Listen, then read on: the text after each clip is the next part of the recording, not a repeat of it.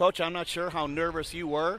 No Jay Newbert. Who else is going to score? Don't worry about it, Coach. The team will take care of it. Yeah, I guess it's as simple as that. Yeah, obviously, Jay's been a huge part of this program forever. But, we played all summer with him, too, which certainly helped. But, yeah, we want him back big time. But at the end of the day, you got to trust your players. And I thought we did a good job weathering some runs and staying calm. I guess made enough plays to win the game at the end of the day.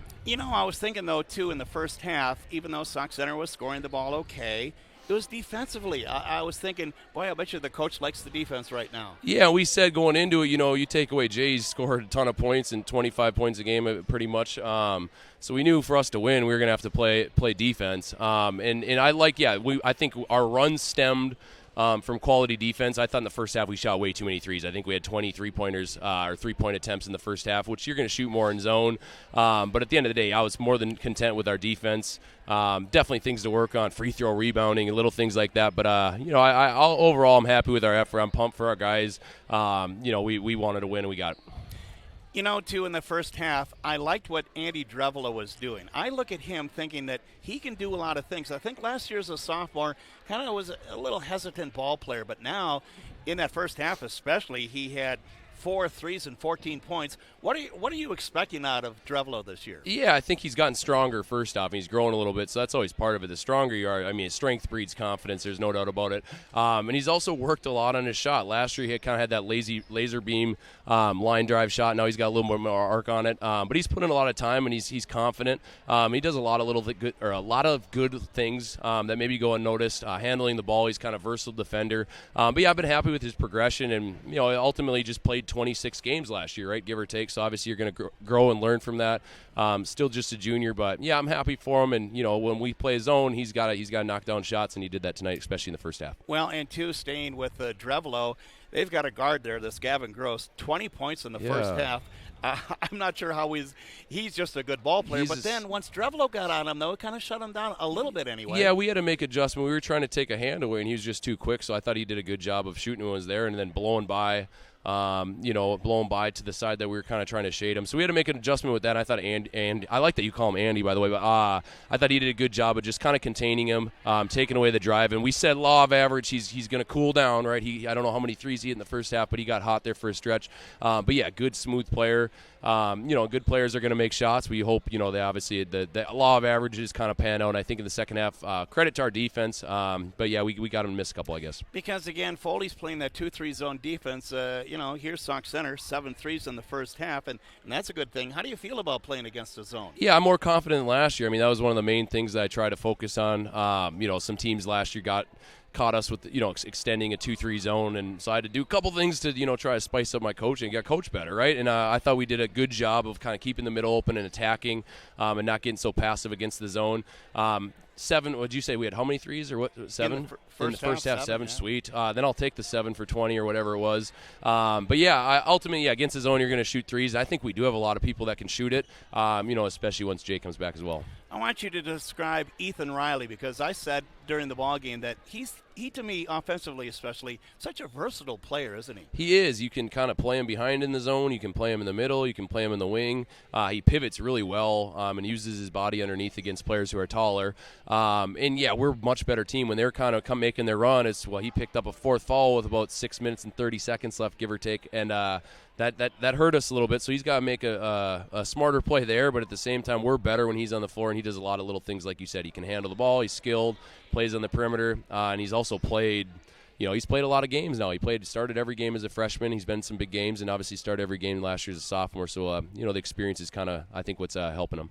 All right. Matthew Waring. Yes, I was hoping you'd bring him up. Well, I'm pumped for him. I'm going to say quarterback on the state tournament football team, taking charge, running the operation, right? Is he doing the same thing here on the basketball floor? He is, and we've been. His energy and attitude at practice. I think he's really buying into that. This is it, right? This is the last year for him. He's a senior. I still remember my first year coaching. He was starting as a freshman. Kind of, we had all the injuries and whatnot, and now here we are as a senior. And how do you want your senior year to go? Obviously, you want to start off on a good a good start. And I don't know, what did he finish with points? I don't know what he had. 22 points. We take that. But he also is just calm, and when they're making their runs, he's laughing, joking around. He does a really good job of doing that. But like you said, I think it started this fall being the quarterback of the football team. But he's our dog. He's our leader, and I'm happy for him. He had a great game. It seems to me, too, you can look at Corey McCoy, look at him in the program. He's 6 foot, and he's going to be a post player. And you're thinking, oh, how many rebounds is he going to get? Especially a guy who was physical at 6'4". But how many times do you then I say, hey, Corey McCoy gets the rebound? Right, and it's the rebound, but it's also like you keeping it alive, right? Just getting his hand on. Now it's a loose ball, tip ball, and you end up getting some of them. We need him, okay? We're a better team with him. His energy, effort. He does a lot of little things throughout the course of the game that help us. He had a great basket when we really needed one. Kind of a left-handed finish. I don't know if you remember that. I think we maybe called a timeout after. I can't recall.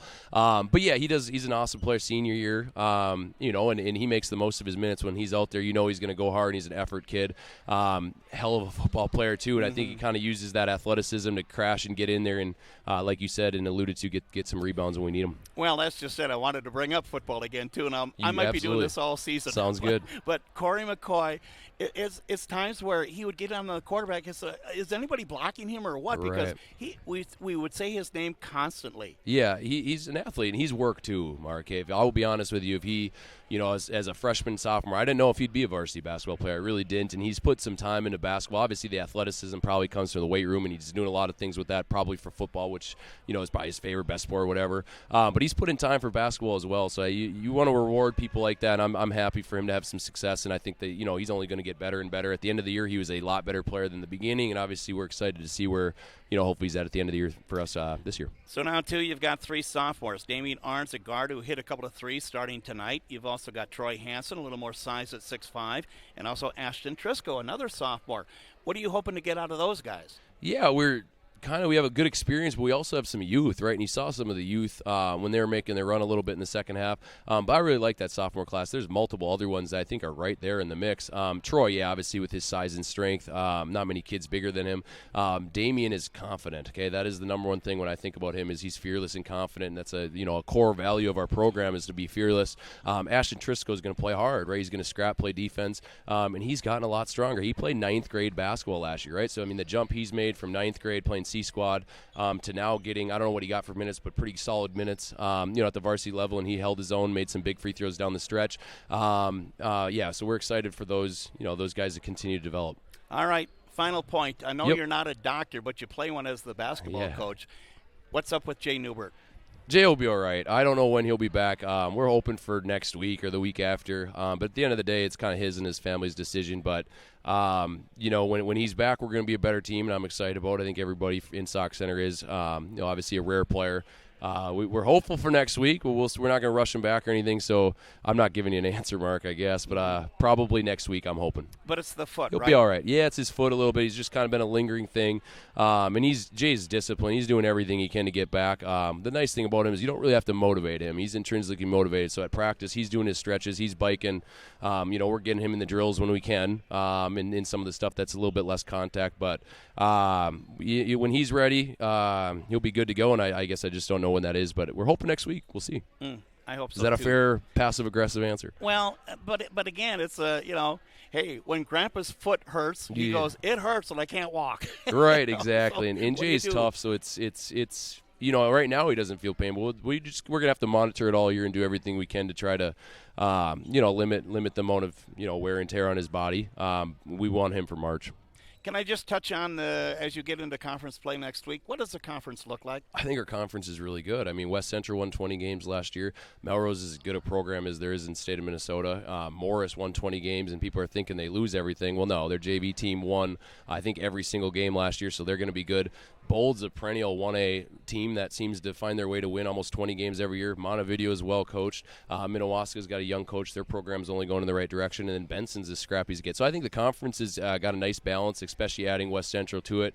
To me, it seems like it's anybody's race. Anybody can beat anybody, any given night. And, we start with Minnewaska, and then we have a little break, and kind of the month of January and February is pretty much conference heavy.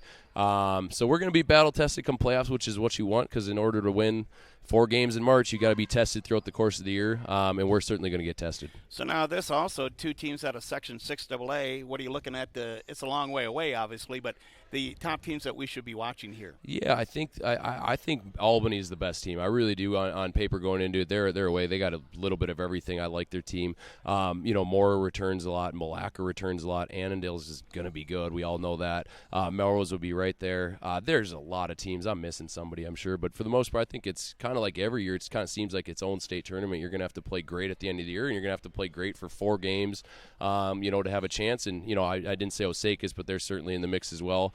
So I don't know. I like to think that we could play with those teams, but at the same time, whatever. We'll see.